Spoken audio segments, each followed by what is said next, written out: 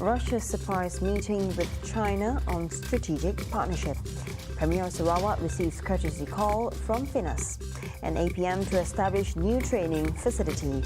Bring you the eye on the news tonight. You're now with me, Shamato, and this is TVS Nightline.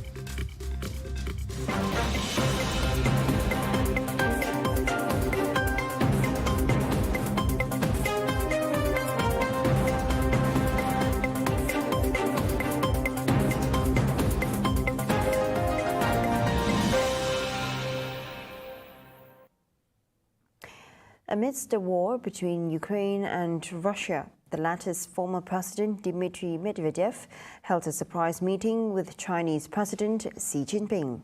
The trip was unknown to many and was only published after the two were done with their discussion. Medvedev said they discussed a no-limit strategic partnership as well as the ongoing conflict with Ukraine. The General Secretary of the Chinese Communist Party, Chinese President Xi Jinping, and I held talks today. We discussed points of cooperation between the two ruling parties of China and Russia, and the Chinese Communist Party and Russia's United Russia, bilateral cooperation within our strategic partners in all areas, including the economy and industrial production and many other areas. We also discussed international issues, including, of course, the conflict in Ukraine. The talks were very useful. The Premier of Sarawak, Dr. Patigi Tan Sri Abang Johari Jonapeng, received a courtesy call from the National Film Development Corporation Malaysia, FINAS. The courtesy call, which lasted nearly an hour, aimed to discuss cooperation between FINAS and the state government to develop the film industry in Sarawak. According to FINAS's Chief Executive Officer Muhammad Nasir Ibrahim, among the issues being brought up in the courtesy call is the role of developing an ecosystem in Sarawak, as well as its impact in the major development of the local film industry. Dan seperti mana yang kita sedia maklum, Sarawak kerajaan Sarawak sangat serius untuk membangunkan industri kreatif di Sarawak. Disebabkan itu kita tengok ada menteri yang jaga industri kreatif, ada juga menteri yang jaga pelancongan. Jadi kedua-dua gabungan ini sangat penting kerana antara intipati perbincangan kami tadi ialah untuk menggalakkan penggambaran di Sarawak kerana di Sarawak ini mempunyai pelbagai kelebihan dari segi lokasinya yang menarik. Terdapat juga budaya, kita punya wildlife dan macam-macam ada di Sarawak. Jadi kelebihan ini patut kita gunakan dengan menggalakkan lebih banyak produser buat penggambaran di Sarawak. He further added that the state government should add to the Malaysian Film Publishing Incentives, or FIMI, in order to benefit local and even international filmmaking production companies. Jadi dalam hal ini kami juga berbincang tentang untuk menggunakan insentif FIMI atau Film in Malaysia Incentive sebanyak 30% campur 5% facilitas, dan saya mencadangkan supaya kerajaan negeri Sarawak menambah sebanyak 15% lagi untuk FIMI negeri, yang menjadikan kalau berlaku perkara ini, maka insentif untuk FIMI iaitu cash rebate akan meningkat sebanyak 50%, menjadikan kita negara yang tertinggi di dunia yang memberikan insentif cash atau tunai. At the same time, he proposed for a special fund to be established in ensuring the film industry in the state to thrive and flourish. Sarawak's Defence Force APM plans to establish a new training facility for its personnel. The plan to establish the facility was also conveyed to the Premier of Sarawak, Dr. Patigi Tan Sri Abang Johari Jonapeng, on Wednesday, December 21st.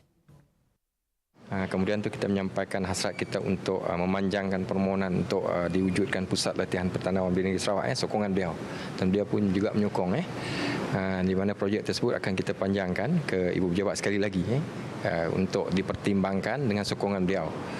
dan beberapa lagi tapak-tapak ni lah, tapak-tapak yang kita cadangkan lah, yang mana secara keseluruhannya yang Amat Premier sangat menyokong dan membagi galakan untuk kita menghantar perkhidmatan pertahanan awam ni di level-level komuniti lah. Meanwhile, he added that to upgrade the existing facilities, a few components will also be added at the headquarters in Demak, Kuching.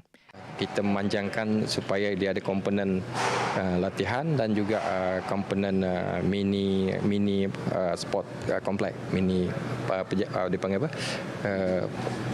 Dipanggil fasiliti sukan mini.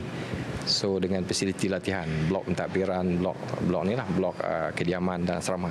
InsyaAllah. Kita sekarang ni baru 2 ekar lebih. Out of 19 ekar lebih tu, kita baru develop 2 ekar lebih. So kita bercadang untuk develop sekurang-kurangnya 10 ekar lah. Saya jangkakan lebih kurang dalam 100 ke 150 juta lah. Abdul Wahab further revealed that the Premier is optimistic about the plan to develop the Civil Defence Force in Sarawak.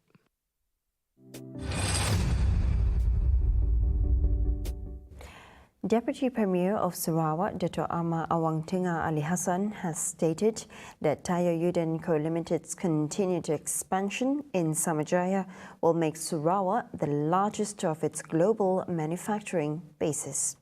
According to a press release issued on Wednesday, December 21st, Awang Tengah also emphasized that Tayo Yuden's expansion in Samajaya is a reflection of its confidence in the Sarawak government.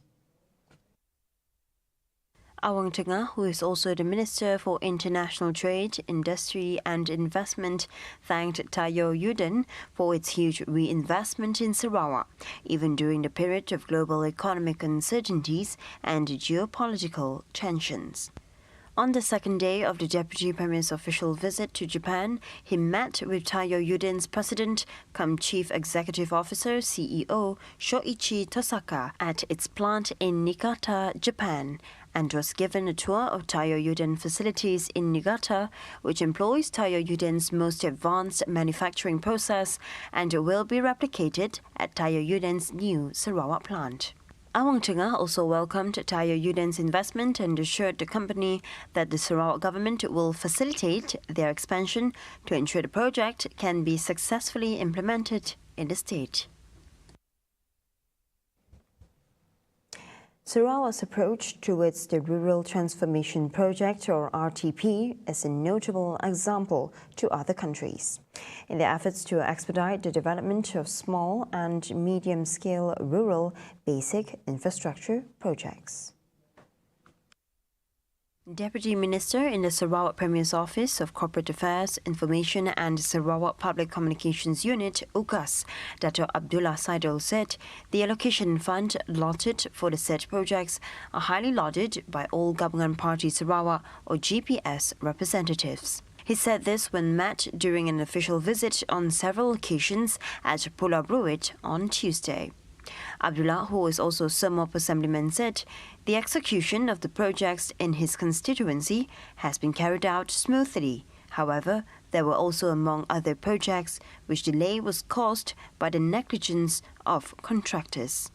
Commenting further on RTP, he said among small and medium-scale projects listed and can be applied by GPS representatives are road networks in villages or longhouses, the upgrading works of jetty, the building of community halls, and repair works of basic infrastructures in villages.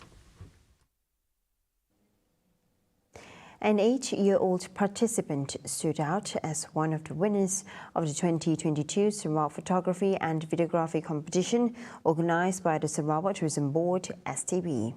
According to STB Chairman Dennis Ngau, the competition, launched in November 2022, received an encouraging number of 221 young participants who shared their passion and creative view of Sarawak through photography and videography.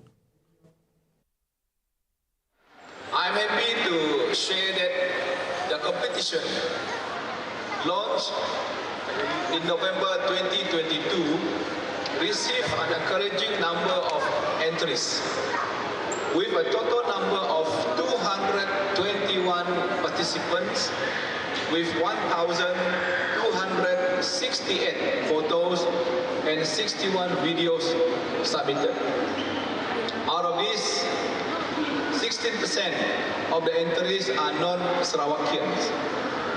More impressive still is that an 8-year-old stand out as one of the winning entries of this year's competition. He said this in his speech at the Sarawak Tourism Board (STB) Photography and Videography Competition Prize-Giving Ceremony at Plaza Merdeka on Wednesday. The photography competition was divided into 4 categories for students under 18 years old, enthusiasts, and the open professional group. The categories are Nature's Wonder, Going Green, Sarawak at Night, and My Hometown or My City, while the video categories were split into 3, a documentary on responsible tourism for students, an open theme for professional videographers, and a TikTok category. Also present was STB Chief Executive Officer Shazid Datuk Saleh Asko. Tourism industry players as well as tourists are urged not to take things for granted and to plan as best as possible to deal with floods. Chairman of the Sarawak Tourism Board, STB, Dennis Ngau, advised the public to learn from history and be on alert for the possibility of floods in the area. Of course, we don't want things to happen, but at times benda berlaku, especially macam kita berkelah di sungai, anak-anak sungai ya. Bagi budak-budak ataupun masyarakat yang jarang ke pendalaman, benda ini perlu diambil berat. Contohnya kalau hujan, kita tak boleh lalai duduk dekat atas kerangan. Sebab di hulu sana kalau hujan sudah lebat, dia boleh mendatangkan what they call it, kepala air. You know that kind of thing. And this thing happened. He said this when met by the media after the Sarawak Tourism Board STB Photography and Videography Competition Prize-Giving Ceremony at Plaza Merdeka on Wednesday. When asked about the closure of Sarawak's ecotourism destination due to floods, Dennis said no instructions are yet to be received from the Sarawak government. He also urged tourism operators to always take precautionary measures. Sarawakans are urged to take heed to the Sultan of Perak's call to reject any extreme racial and religious actions or speeches. Political analyst Dr. Peter Minos echoes the Sultan's call as such actions could incite ill-feeling and spread hatred and conflict in society. He said Sarawak is well aware of such prevalent issues which are especially rampant in West Malaysia. He also urged Sarawakians to help the state government to keep Sarawak perpetually free of religious and racial extremism. He continued by saying politics, if mixed with race and religion, will explode exponentially, as evident in Peninsular Malaysia, where such tactics are actively used. Sarawak will not tolerate this kind of politics. It was reported on Tuesday that Sultan Nazrin Muizzuddin Shah urged the police to take immediate action against parties that are exploiting differences in ethnicity and provoking hostilities. The Selangor government will set new guidelines for camping activities in the state as soon as possible. This was following the landslide incident at the Father's Organic Farm camping site in Batangkali on December 16. State's Local Government, Public Transport and New Village Development Standing Committee Chairman Ng Tze Han said this was because the local authorities' PBT do not have specific conditions for camping activities because they were mostly offered by resort operators.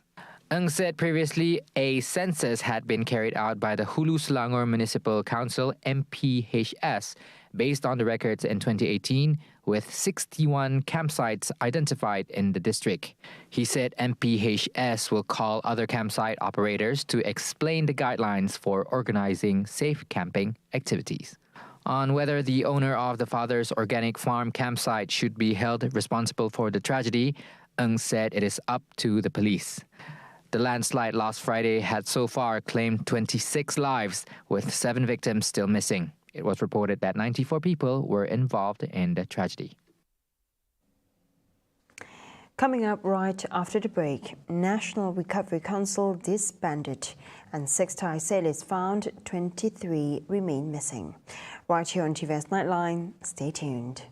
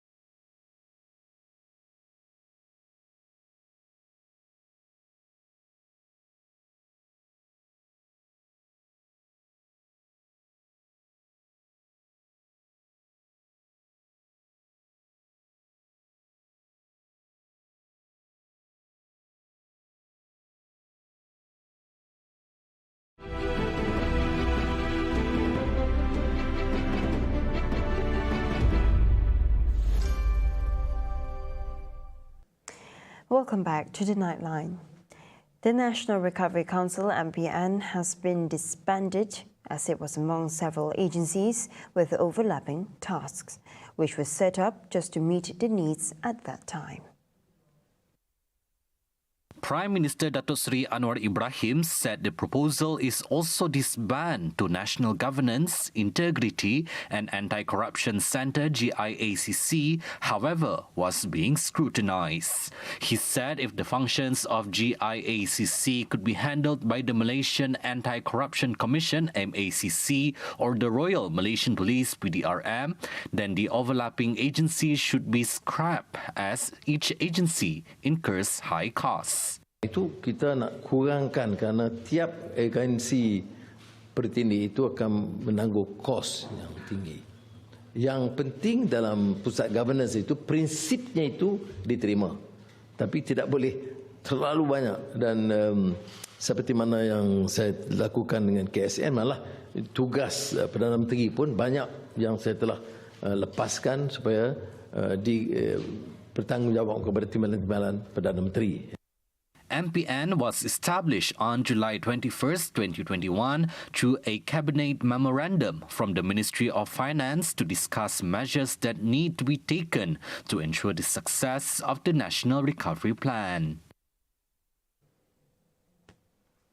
The Dewan Negara today passed the Consolidated Fund Expenditure on Account Bill 2022 for civil service expenditure involving a total of 107.72 billion ringgit. The bill, which was proposed by Deputy Finance Minister Datuk Seri Ahmad Maslan, was approved with a majority voice vote after being debated by 6 senators. Earlier, when winding up the debate, Ahmad said that the unity government would always strive to keep the cost of living of the people at a controlled level. He said for this purpose, the Ministry of Domestic Trade and Cost of Living has been set up for the first time in the country's history. Sebelum ini tak pernah ada Menteri Kos Sara Hidup. Jadi ini kita gabungkan Kementerian Perdagangan Dalam Negeri dan Kos Sara Hidup. Tentunya ia adalah bertujuan untuk memastikan kos sara hidup rakyat adalah dalam peringkat yang terkawal. Ahmad said the temporary budget, which was passed in the Dewan Rakyat yesterday, is for the first 6 months of 2023 until the actual budget is passed, taking into account the interests of civil servants and cash support for the people. This includes cash assistance of 150 ringgit for primary and secondary school students, for which up to 450 million ringgit will be allocated. On to the next update. 2 homes were destroyed by fire in separate incidents at Kota Sentosa and Kampung Sebenis. Fortunately, a fire and rescue department of Bomba spokesperson said there were no casualties from both incidents. In the first incident, a Bomba Operations Center was alerted at 10:42 p.m. on December 20th at Lorong Liu Shan Bang, 3C at Kota Sentosa. The house was already burned to the ground by the time firefighters from Batu Lintang and Tabuan Jaya stations arrived at the scene. They completed the fire extinguishing operation at 11:41 p.m. Meanwhile, in another incident, the Siburan Bomba received an emergency call at 5:35 a.m. early this morning. The fire engulfed a house in Kampung Sebenis and burned it to the ground by the time firefighters got to the scene as well. The Siburan firefighters completed the extinguishing operation at 7:20 a.m. The cause of the 2 fires and the total damages are unknown and are still being investigated. Several major demands by Sarawak made under the Malaysian Agreement 1963 or MA63 were approved during the recent cabinet meeting in the Dewan Rakyat. Prime Minister Datuk Seri Anwar Ibrahim said these demands will be announced sometime next month. Soal MA 63 seperti kita tahu yang diputuskan oleh Datuk Seri Fadilah Perdana Menteri, kita bagi tempoh 1 bulan dan insya-Allah awal Januari beberapa isu besar dapat kita luluskan. Umpamanya hari ini untuk gas kita pindahkan kuasa kawal selia bekalan gas yang dulunya di peringkat Petronas Persekutuan itu dipindahkan kepada Kerajaan Negeri Sabah. The date of implementation will be subject to the consent of Yang di-Pertuan Agong Al-Sultan Abdullah Riayatuddin Al-Mustafa Billah Shah. Additionally, Anwar added several issues related to legislation and amendments of laws will have to be postponed until the next session of parliamentary seating. The 2023 New Year's Eve celebration at Merdeka Square this December 31st is cancelled. Prime Minister Anwar Ibrahim said this is due to the flood situation that has befallen multiple states. Oleh kerana keadaan banjir dan kesusahan rakyat, kita putuskan supaya sambutan besar-besaran ambang tahun baru 31 Disember di Dataran Merdeka ini dibatalkan. He said this after chairing a cabinet meeting today. Anwar said the meeting today focused on the flood situations in Kelantan and Terengganu. He himself will be down on the ground in Kelantan this evening. According to him, Deputy Prime Minister Datuk Seri Dr. Ahmad Zahid Hamidi has visited both states, monitoring the situation and taking a few quick actions before reporting to the cabinet this morning.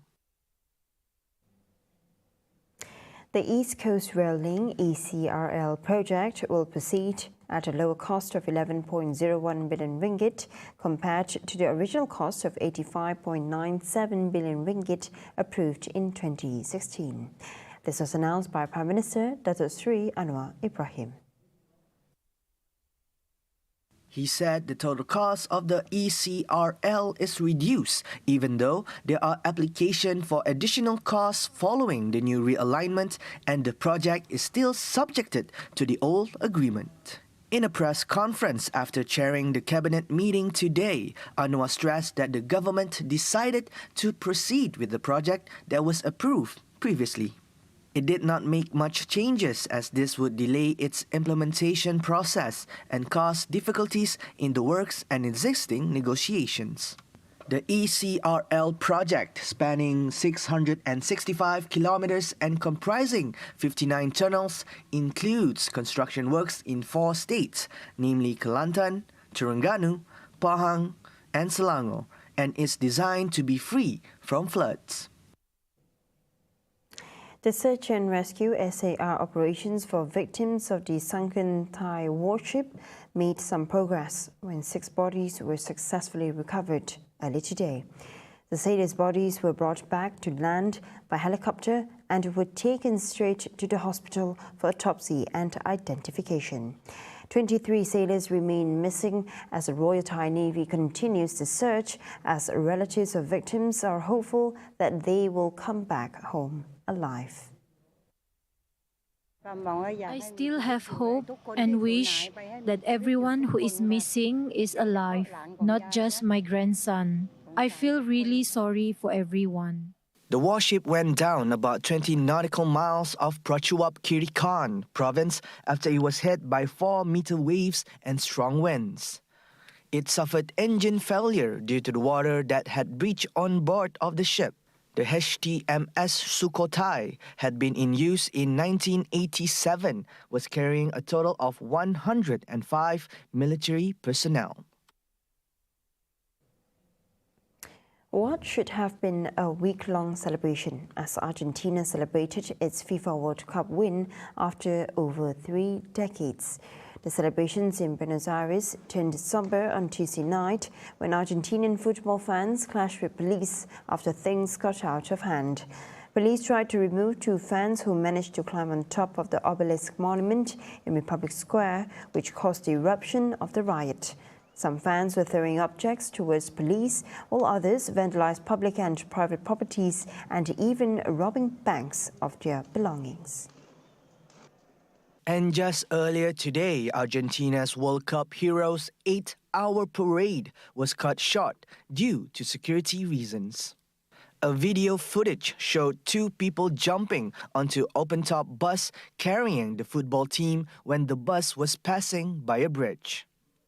One person managed to land safely while the other bounced off the back of the bus and fell to the ground. The health condition of the person in question is still unknown as he fell into a crowd of millions of fans who were chasing the bus. Fearing for the safety of players, Lionel Messi and his teammates were whisked into helicopters to complete the celebrations as millions of ecstatic fans continue to flood the streets. See the world closer with TVS as we bring you the latest news updates both locally and internationally. More headlines anytime at tvstv.my or follow us on our social media platforms. That's all the time we have for TVS Nightline. I'm Shel Chamato. Thank you for watching.